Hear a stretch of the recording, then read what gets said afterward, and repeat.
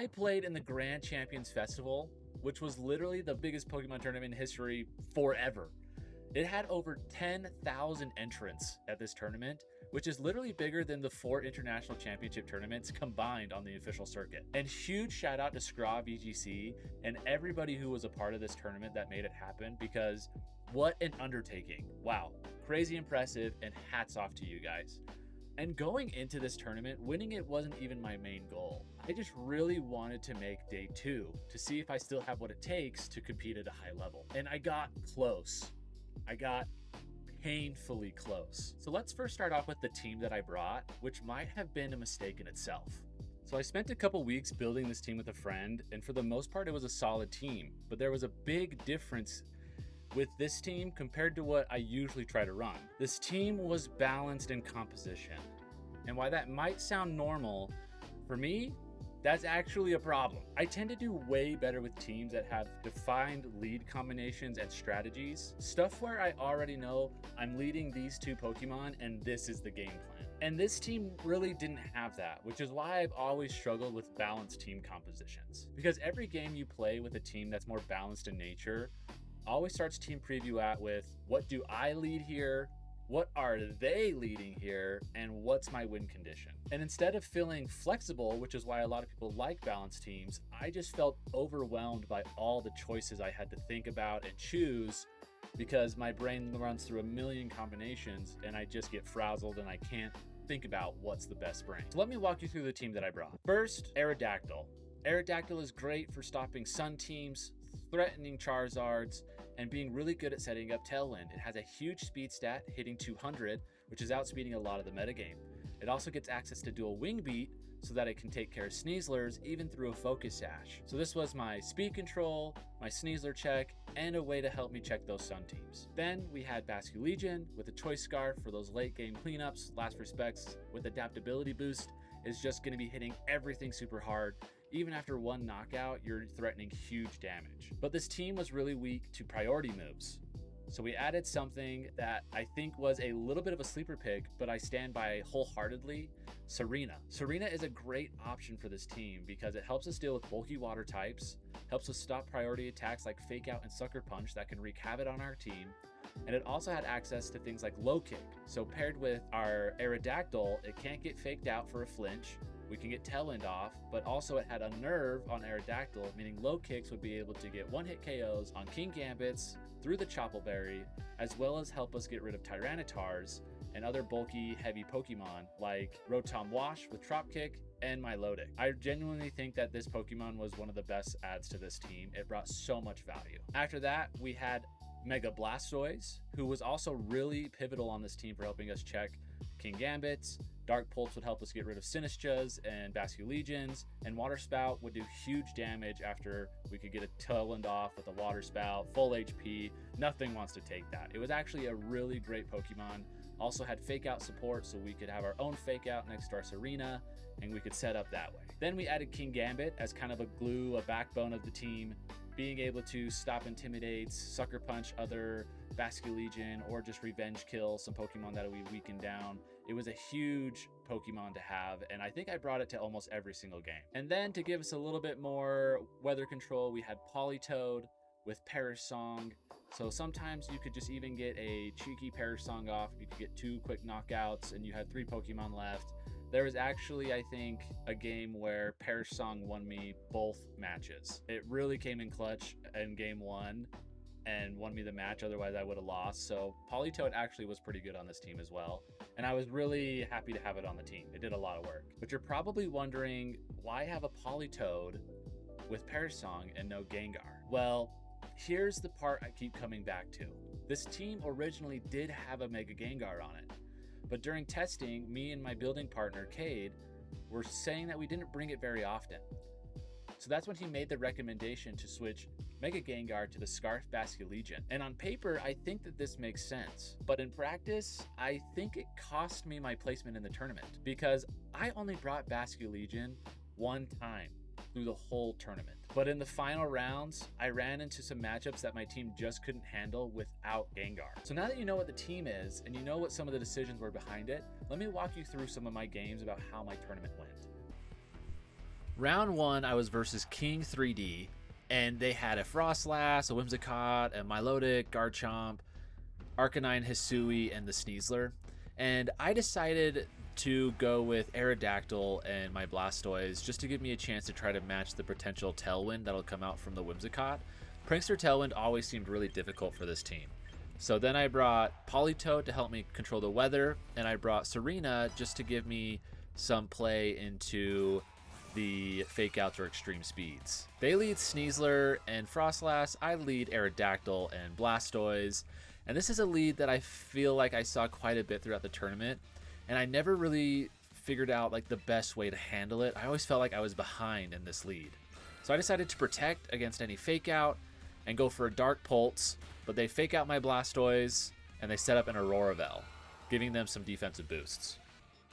Next turn, I decided to just go for a Tailwind and a Water Spout to just get some consistent damage on both of these Pokemon, because with the Auroravel up, there's no way that I'm going to be able to get a KO on any of these Pokemon. And I actually do some pretty good damage. They go for a Blizzard, bring me down to Sash, and Sneasler goes for a Close Combat, knocking out my Blastoise. And they get the Unburden boost by proccing their White Herb to reset their stats, making the Sneasler faster than my entire team, even with Tailwind on the field. I bring in Politoed to take control of the weather so they don't have 100% accurate Blizzards, and I go for a dual Wing Beat just to clear the Sneasler so that I don't have to worry about it outspeeding my team anymore. I use Weather Ball, hoping to pick up a knockout, but thanks to the Auroravel, they live on literally 1 HP and fire off a Blind Blizzard that hits my Aerodactyl, knocking it out and taking me down to my last 2 Pokemon. Serena hits the field, and they bring out their Whimsicott. And at this point, I'm thinking maybe I could go for a Perish Song endgame if I can just knock out 1 more Pokemon. With the Snownot on the field, I'm hoping for a Blizzard Miss here, and I go for a Triple Axle into the Whimsicott, hoping that I can pick something up. And they actually only switch to Milotic, which is great for me, because now I get a free Triple Axle and a free Weather Ball off. And thanks to Auroravel, even with 3 hits from Triple Axle, this Whimsicott takes it pretty comfortably, and I still don't have that knockout that I need so that I can use a Perish Song in the endgame to just clean up.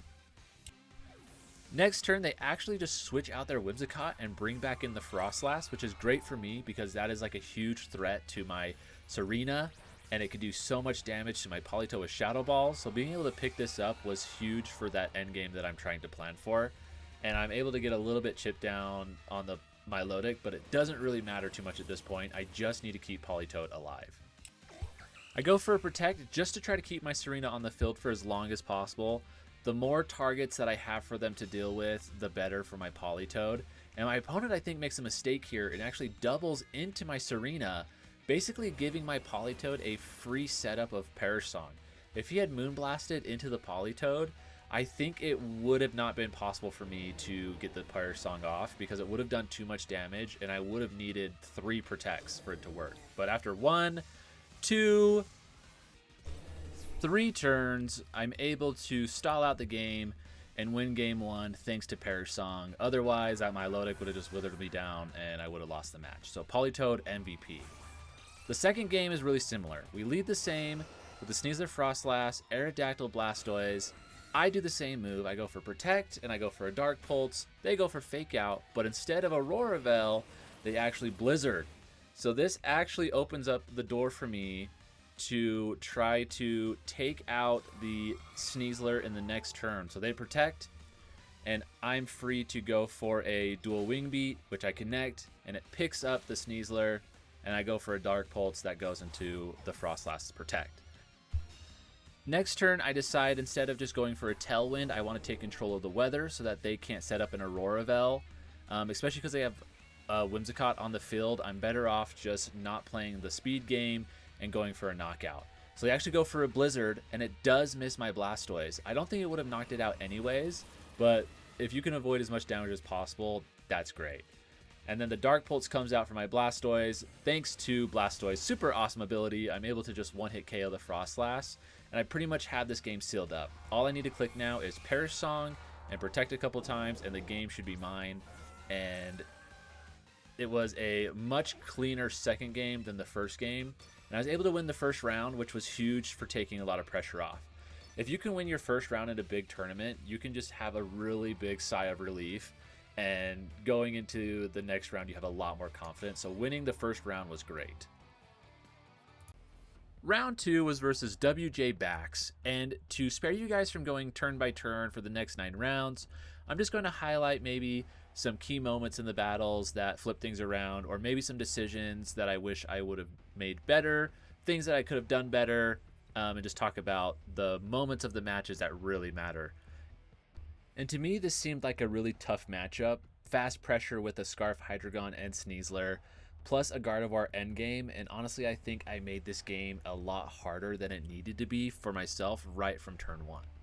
So first they lead Hydreigon and Sneasler, and I go with my tried and true leads so far in the tournament, Aerodactyl, Blastoise. I tried to get fancy with my first turn and switch out Blastoise into a King Gambit to try to catch a Snarl boost, but I think that this was just greedy.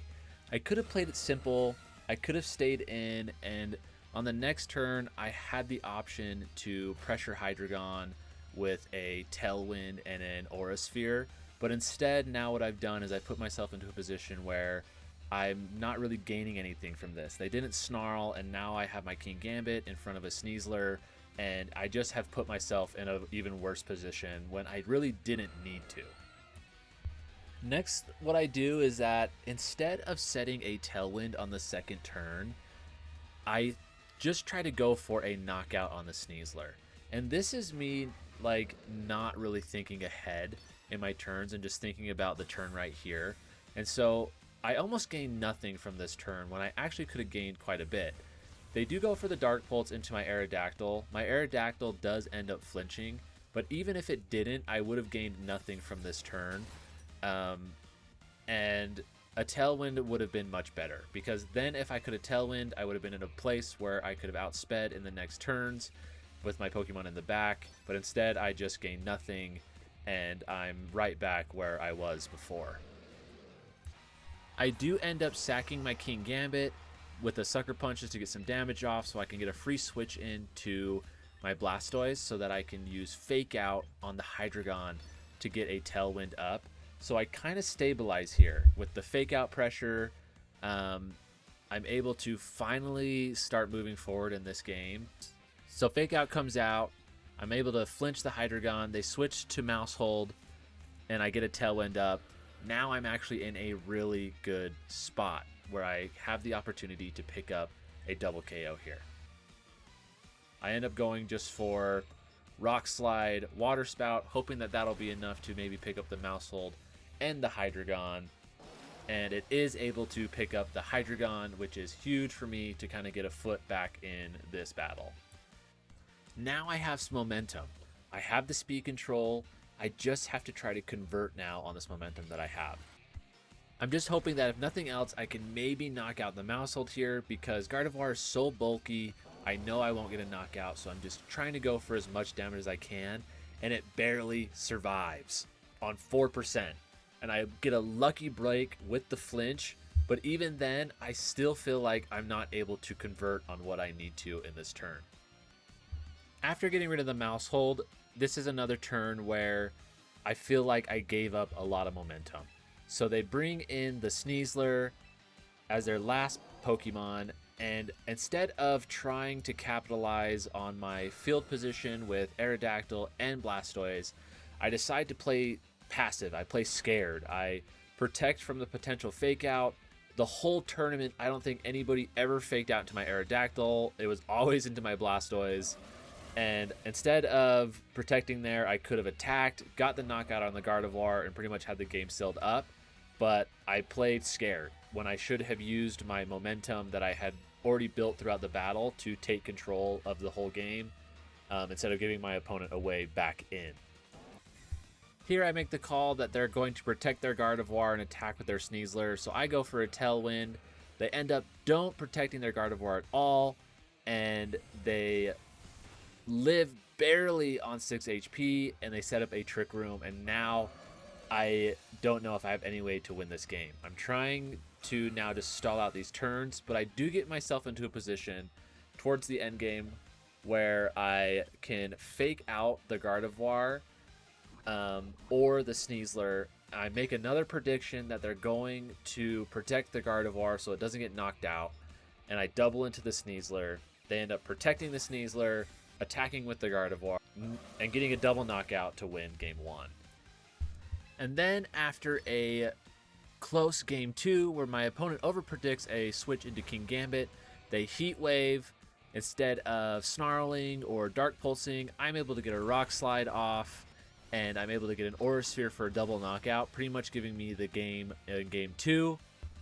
I then decide in game 3 to just try to clear the mouse hold as quickly as possible because it's been so annoying to deal with for this set with Friend Guard and Redirection. So I just take it out with a Aura Sphere, and my opponent brings in their Hydreigon and locks into Snarl to pick up my Blastoise. I use this to take advantage of my King Gambit because if they Snarl, I get a boost.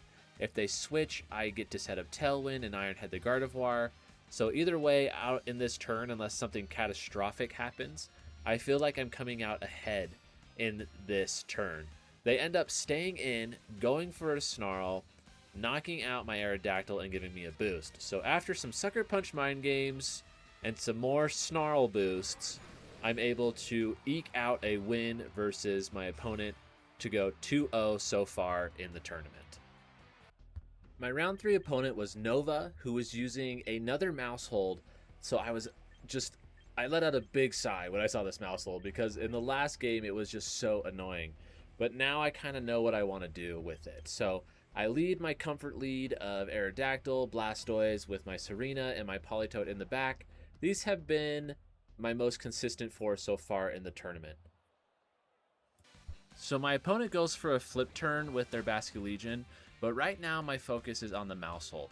I want to make sure to get Friend Guard off the field, and I want to make sure that they don't have any redirection because I don't have very many spread moves on this team. They bring out King Gambit, and I go for a Tailwind and an Aura Sphere to just take out the mouse hold turn 1, giving me a ton of pressure and momentum right off the bat. I'm then able to easily capitalize on my speed control and my early momentum, picking up a one-hit KO on the Charizard and a one-hit KO on the Basculegion, leading into a quick forfeit for an early win in game 1. Game 2, though, instead of sticking to my plan that worked before and getting rid of the mouse hold, I go for a fake out into the Aerodactyl so that they can't match my Tailwind and do Tailwind myself. This leads me into getting encored by the mouse hold, and I pretty much am useless the entire game. Nova easily sweeps me this game because instead of sticking to my plan, I tried to get greedy again when I should have just Tailwinded and Aura Sphered, getting rid of the mouse hold as quickly as possible like I did in game 1.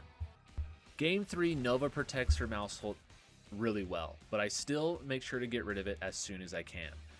About halfway through the game, I'm able to finally take care of the mouse hold after they do some good switching and positioning to protect it, which then opens the door for me in the end game to just basically clean up with a King Gambit Sucker Punch and a Rock Slide for my Aerodactyl for a game 3 win, going 3-0 in the tournament.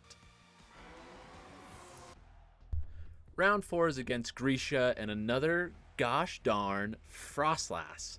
I've been fighting these all day and they've been really annoying to handle, but I'm still able to 2-0 Grisha. They also had a Calm Mind Sylveon, which was kind of difficult to deal with, but through just some positioning, just whittling it down, and through some greedy Calm Minds on their end, I'm able to just 2-0 and go 4-0 in the tournament. Round 5 is versus Saigo using a Trick Room team with Charizard and Torkoal, and I make a call in game 2 that they're just going to switch out into Incineroar, and I'm able to snipe it with an Aura Sphere, basically taking the game right then and there. After the Incineroar goes down, they lose their pivot pieces, and I just Rock Slide and Dark Pulse until the end of the game, stopping Trick Room, having control of the weather, and go 2-0 versus Saigo, bringing me to a 5-0 record so far in the tournament. I'm doing really well, and I'm starting to get optimistic now that I might be able to actually make it to day 2. Round 6 is versus another Frostlass. I was never running into these in practice, and if I knew that I was going to be running into a Frostlass almost every round, I would have had a better plan for it. I'm literally just going off of what I can think of because I ran into barely any of them during practice, and I'm very unfamiliar with the matchup. So I'm expecting another really close set, and that's pretty much what it is. Each game came down to a really close call. It was close every game, but the one that stung the most was I had a game 3 wrapped up, and then this happens. Don't miss, Aerodactyl. We have a chance. Do not miss. You missed! You missed!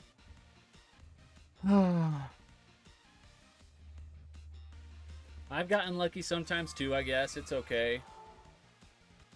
In the final few turns of this match, all I needed to do was hit the dual wing beat to go 6-0. But I missed the dual wing beat. They get the knockout, and my Politoed just cannot bring it home. So I lose for the first time in the tournament, 5-1. I really wanted to win that one because then I only needed to win one more battle and I would have had it. And I'd be lying if I said that this didn't kind of tilt me in the tournament, but I tried to take a breath so that I could make it through the next few rounds so I could go for day 2. Round 7, I didn't end up recording. I just kind of locked in on round 7 after that devastating round 6. And so I don't have any footage of this one, but I did end up going 2-0. So I still only need one more win to make it to day 2, and I have 2 rounds left in the tournament. And then my heart drops. I see it. The Mega Meganium. The Pokemon I was worried about hitting because without Gengar, I cannot one-hit KO this Pokemon. It's going to take 2 dual wing beats, 2 iron heads, anything I have to get this Pokemon off the field. It's going to take way too long, and it can one-hit KO my entire team. So I panic. I do not know what to bring in this team preview. I haven't used Basculegion at all this game. Maybe it'll be good. They have Trick Room. They have Tailwind. What are they going to do? What are they going to lead? This is another game where not having a defined lead versus things like this really hurt me. I didn't know what to bring. I didn't know what they were going to do. And I just got overwhelmed and ended up leading really, really badly. They lead Rotom Wash and Farigiraf, and I lead Basculegion and Politoed. Already, I'm in such a bad position. This Rotom Wash can do massive damage with Thunderbolt to Politoed or Basculegion, and I can't do anything to threaten it. My only idea is to maybe flip turn into the Farigiraf and go for a Weather Ball to try to stop Trick Room, but I didn't even bring Serena to switch into a Rotom because I'm just was worried about what I was going to do versus this Mega Meganium. And so I have no switch-ins either into it, and it's just a total mess. Game 1 is just rocky from start to finish, and I lose without giving them much trouble. Game 2, I played a little recklessly. I had honestly kind of given up, I'm not going to lie, because I didn't feel like I could beat this Meganium. So I left things in that I should have switched, and I did attacks into things that I shouldn't have, and I think it threw my opponent off because of how reckless I was playing, and it actually let me kind of corner this Meganium and take it off the field, and I was able to squeak out a win in Game 2 so that I can at least go for a Game 3 and try to make Day 2. I just need to win one more game. And they crush me. Going into Game 3, I felt I had all this pressure because I just needed to win this one more game.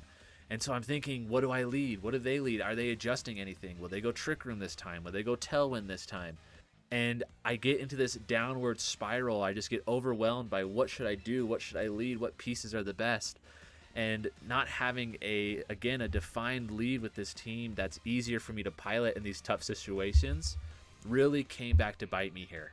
I felt like maybe I could try to get back into the game, but they pretty much just sealed it with this turn 1 read of a weather ball into my Serena, and after that it was just done. They crushed me in game 3. So after almost 10 hours of playing Pokemon, I have one more chance to try to make day 3 and complete my goal, and I'm determined to make it. And when I see my opponent's team for the final round, I just felt all the hope leave my body. This team has everything to beat my team. I really struggle with this team versus faster Tailwind, and they have priority Tailwind with Talonflame. I have a hard time dealing with Aegislash because the only thing that can hit it is my Blastoise and my Kingambit, and I have a horrible matchup into Floette without my Gengar, and they have low kick on their Kingambit so they can beat mine, and on and on and on. And the more I looked at their team, the more I felt like it was going to be impossible for me to win. And let's just say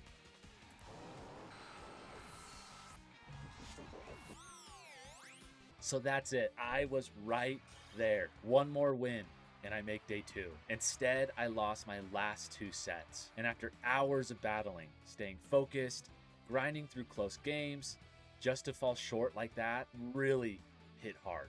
You can see here that I am absolutely crushed. I put my heart and soul into this tournament just to try to make day 2 as my goal.